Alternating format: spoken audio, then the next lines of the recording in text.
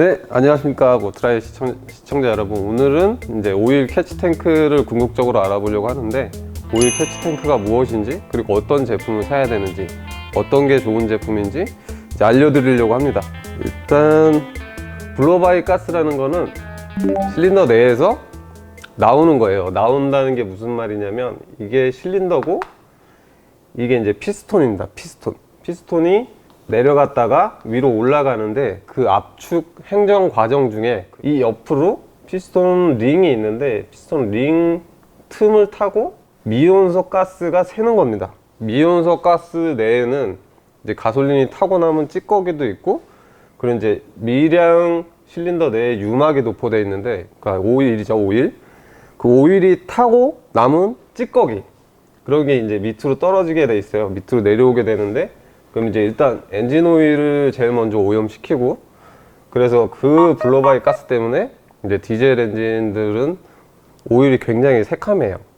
그리고 가솔린과 디젤 어느 게 블로바이 가스량이 많냐? 그러면 이제 디젤이 블로바이 가스량이 더 많습니다. 많은 이유는 이 압축비가 더 높은 게 디젤 엔진이에요. 그러니까 가솔린은 요즘 터보차들은 10대1, 11.5대1 이런 압축비를 쓰는데, 디젤 같은 경우 22.5대1, 뭐 24대1 이런 식으로 이제 가솔린보다 2배 높은 압축 압력을 생성해요. 그러니까 더 높은 압력으로 압축하기 때문에 블로바이 가스도 그만큼 더 많이 나오게 되어 있습니다. 그러니까 이 블로바이 가스가 나오면 어디로 가는지를 이제 설명드리면, 원래는 블로바이 가스가 이렇게 밑으로 내려오면 이 가스를 빼주는 별도의 라인이 있어요. 이게 이제 PCV 라인이라고도 하고 브리더 라인이라고도 해요. 모든 엔진엔 이 라인이 있고, 단순히 그걸 부르는 명칭이 다를 뿐이에요. 순정에도 요 블로바이 가스 내에 오일 슬러지나 찌꺼기를 걸러주는 장치가 있거든요. 그러니까 순정 내부에는 철망 형태의 이런 형태랑 타공이 뚫린 이런 타공판이 있어요. 철망과 타공판을 거쳐서 다시 실린더 안으로 넣어주게 되어 있습니다. 이거는 환경법에도 명시가 되어 있는 거고, 아직 타지 않은 가스라는 말이에요. 그래서 이제 충분히 다시 발화할 수 있는 가스이기 때문에 실린더로 보내는 게 목적입니다. 원래 목표예요. 근데 그 라인이 이렇게 연결이 돼 있어요. 근데 이 블로바이 가스 안에는 이제 이물질이랑 찌꺼기가 아까도 많다고 말씀드렸는데, 이 찌꺼기들이 1차적으로 스로틀 바디, 스로틀 밸브에 쌓이게 돼 있어요. 그래서 이제 스로틀 밸브 청소를 해라. 청소하는 이유도 이 블로바이 가스에 포함된 슬러지 때문에 점점 쌓여서 청소를 하게 되는 겁니다. 근데 여기에만 쌓이면 다행인데, 이거는 정비하기가 쉬워요. 굉장히 이제 정비하기가 쉽다는 게, 이걸 닦아내기가 쉽습니다. 근데 제일 문제는 이게 더 타고 들어가면 엔진 실린더 헤드 위에 붙어 있는 밸브라는 게 있어요. 근데 이 밸브에 이렇게 쌓입니다. 그리고 밸브가 엄청 고온이라 슬러지나 찌꺼기가 여기 붙으면은 밸브 두께가 이렇게 두꺼워져요. 이 두꺼워진 게 다 슬러지입니다. 슬러지. 이게 지금 GDI에서는 가장 문제가 되죠. GDI는 직분사예요. 실린더 내로 연료를 직분사하는 방식입니다. 그러니까 왜 직분사들이, 슬러지들이 더 많이 쌓이는 이유는, MPI들은 여기 인젝터가 있어요. 이 MPI 인젝터가 밸브로 가솔린을 쏘게 돼 있어요. 그러니까 쉽게 가솔린은 오일을 잘 닦아내거든요. 그러니까 이런 슬러지를 닦아내는 역할도 해요, MPI는. 그래서 MPI들은 밸브에 이제 슬러지가 쌓이는 이런 문제가 조금 덜 합니다. MPI 엔진 같은 경우. 근데 GDI 엔진은 실제로 이렇게 두꺼워져요. 두꺼워지면은 이제 공기가 지나가는 통로를 그만큼 막아버리기 때문에 출력이 떨어지죠. 연비도 안 나오고. 그리고 이 밸브 자체가 냉각되는 시간이 굉장히 오래 걸려요. 밸브 냉각이 안 돼서 밸브가 소손된다던가 그런 문제가 있어요. 그러니까 이런 문제가 없게 하려고 튜닝 제품을 만드는 회사에서 캐치탱크라는 걸 그래서 개발하게 되었습니다. 그러면 이제 캐치탱크에 대해서 알아볼 텐데, 아까도 말씀드렸다시피 순정에도 있는데 왜 따로 오일 캐치탱크라는 제품을 달아야 되냐, 그 이유를 설명드릴게요. 그러니까 순정은 아까 말씀드린 대로 망 형태의 필터가 있고 타공 형태의 또 통로가 있어요. 이 통로를 거친 게 일로 공급된다고 보시면 돼요. 흡기로 공급되는데, 이 순정 캐치탱크 역할을 하는 이제 저희가 흔히 말하는 오일 세퍼레이터 그리고 PCV 필터, 이 녀석 자체가 소모품이 아니에요. 그리고 그걸 소모품으로 생각하는 사람들도 없고, 특히나 아우디 차량 같은 경우는 이게 가장 문제가 많이 됩니다. 헤드 커버라고 하는데 이제 로코암 커버라고 하죠. 그 로코암 커버에 이 녀석이 장착되어 있는데, 저희가 오래 사용하면 로코암 커버에 이미 여기 오일이 때가 꽉 차게 돼 있어요. 그리고 이 타공판에도 오일 슬러지가 점점 쌓여서 타공 입구도 막게 되어 있어요. 이렇게 막혀 있을 때는 PVC나 브리더 라인이라는 별도의 라인으로 통하지 않고 바로 가게 돼 있습니다. 그러면 오일 슬러지 제거를 아예 못 하는 거죠. 그러니까 여기서 추가로 부연 설명을 드리면, 이렇게 막혀버리면 순정에 있는 캐치탱크라는 역할을 하는 걸 따로 구매해서 갈 수가 없습니다. 로코암 커버 아세이를 갈아야 돼요. 그러니까 아우디 차량, 옛날 차량들은 10만 정도 주행한 차량들은 로코암 커버를 한 번씩 교환하셔야 됩니다. 그러니까 설명드렸다시피 순정에는 이런 단점이 있고, 순정에서 다 처리하지 못하는 그런 이제 슬러지나 블로바이 가스에 내에 있는 찌꺼기를 애프터마켓 제품으로 보완하는 거라고 보시면 돼요.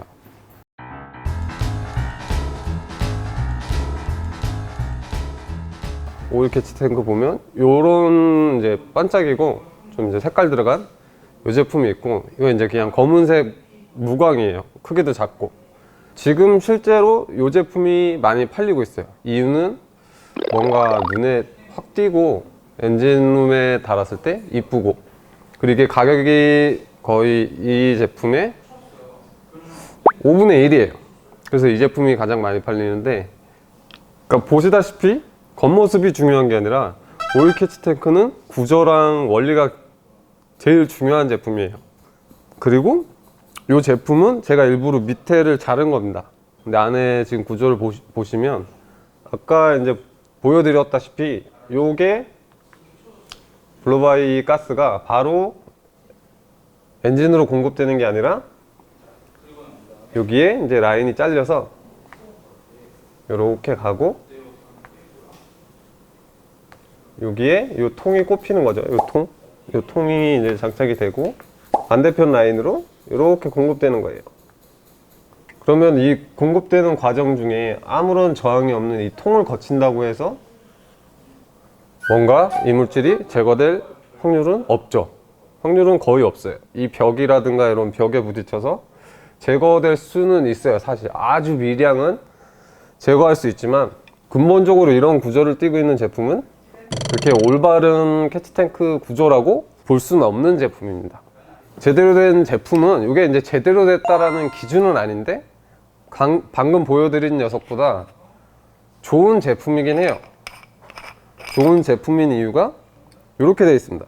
이렇게 되어 있고, 여긴 그냥 이제 슬러지나 그런 찌꺼기가 담기는 통이고, 여기에 인, 아웃이 써 있어요.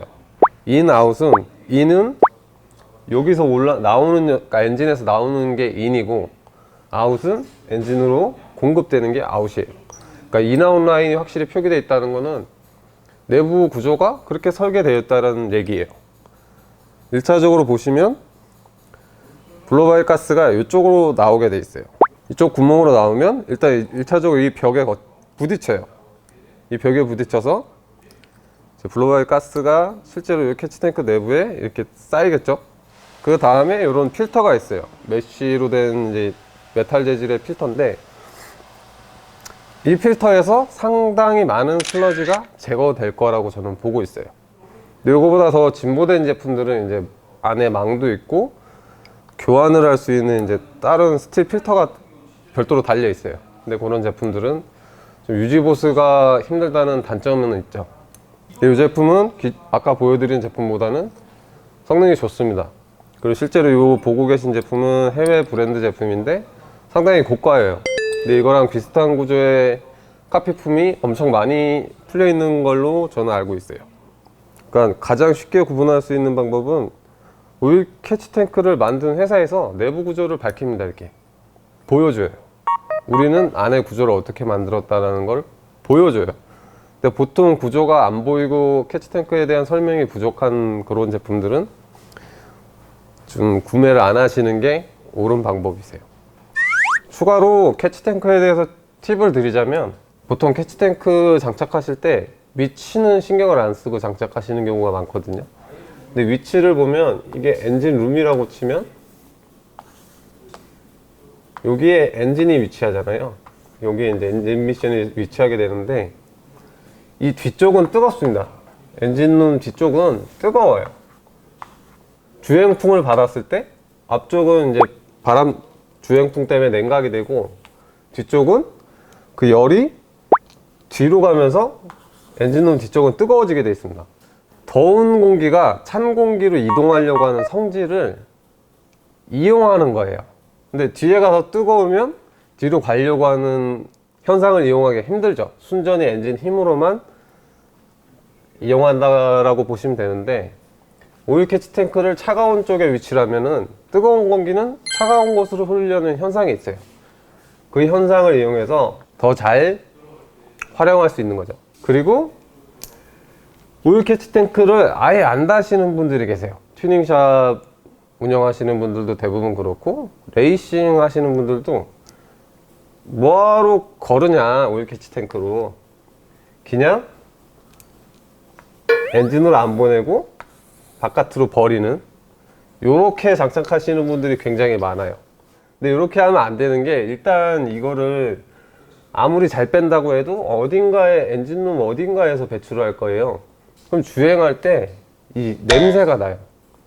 블로바이 가스가 막 실내로 들어오는 냄새가 납니다. 냄새. 그리고 1차가 냄새고, 두 번째는 올라가고 내려오는 요 행정이 이루어지는 이제 엔진 내부인데, 이 내부에 있는 크랭크 케이스라고 하거든요. 이 크랭크 케이스에 있는 블로바이 가스를 피스톤을 내려오는 힘으로 밀어내는 것보다 엔진의 힘으로 빨아당기는 게 더 제거가 수월합니다.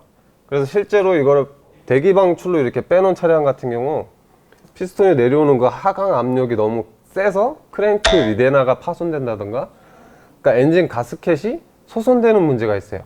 그러니까 압력이, 순간적으로 압력이 걸렸을 때 좁은 통로로 나갈 수가 없기 때문에 요렇게 이제 크랭크 리데나라는 게 있어요. 요게 이제 고질인 차량들이 있는데, 요 차량들이 대부분 이 블로바이 라인이 막혀서 그런 거예요.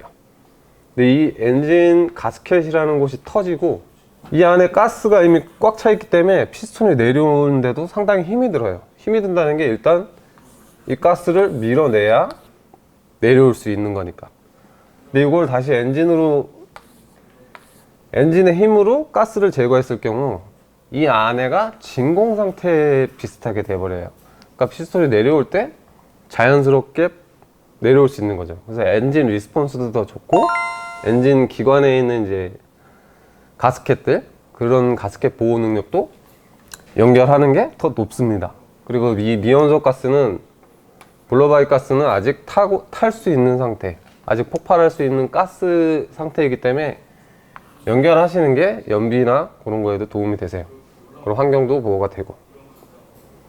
그러니까 정리해드리면, 이제 오일 캐치 탱크는 지금 한참 많은 이슈를 받고 있는 아이템으로 알고 있어요. 그리고 튜닝을 하시는 분들이 가장 먼저 접근할 수 있는 아이템이기도 하고요. 왜냐면 가격대가 저렴합니다. 네, 캐치 탱크를 많이 하시길래 제가 이 주제를 다루고 싶었어요. 그러니까 캐치 탱크를 잘못 따는 경우도 있고, 그리고 이제 제품을 보는 눈이 없기 때문에 어떤 걸 사야 되는지 그걸 많이들 궁금해 하시는데, 그거를 정확하게 꼭 집어주는 그런 게 없어서 제가 촬영을 하게 됐습니다.